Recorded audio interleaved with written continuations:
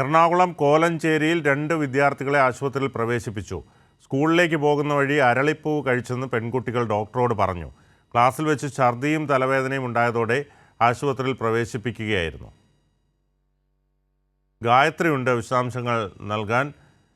ഗായത്രി, എറണാകുളം കോലഞ്ചേരിയിൽ 2 വിദ്യാർത്ഥിനികളെ ആശുപത്രിയിൽ പ്രവേശിപ്പിച്ചു. സ്കൂളിലേക്ക് പോകുന്ന വഴി അരളിപ്പൂവ് കഴിച്ചെന്നാണ് പെൺകുട്ടികൾ ഡോക്ടറോട് പറഞ്ഞത്. അവരുടെ സ്ഥിതി എങ്ങനെയാണ്? എന്താണ് കൂടുതൽ വിവരങ്ങൾ? ബിനു, കോലഞ്ചേരി കടയിരിപ്പ് ഗവൺമെന്റ് ഹൈസ്കൂളിലെ 2 9ാം ക്ലാസ് വിദ്യാർത്ഥികളെയാണ് ആശുപത്രിയിൽ പ്രവേശിപ്പിച്ചിരിക്കുന്നത്.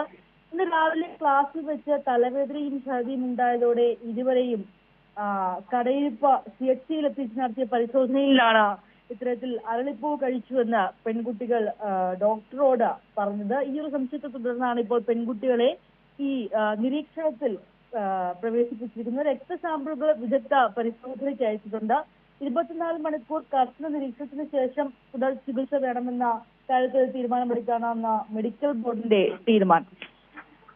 ശരി, എറണാകുളം കോലഞ്ചേരിയിൽ 2 വിദ്യാർത്ഥിനികളെ ആശുപത്രിയിൽ പ്രവേശിപ്പിച്ചു. സ്കൂളിലേക്ക് പോകുന്ന വഴി അരളിപ്പൂ കഴിച്ചെന്ന് പെൺകുട്ടികൾ ഡോക്ടറോട് പറഞ്ഞു. ക്ലാസ്സിൽ വെച്ച് ഛർദിയും തലവേദനയും ഉണ്ടായതോടെ ആശുപത്രിയിൽ പ്രവേശിപ്പിക്കുകയായിരുന്നു. വിവരങ്ങളാണ് ഗായത്രി നൽകിയത്. ഇടവേള.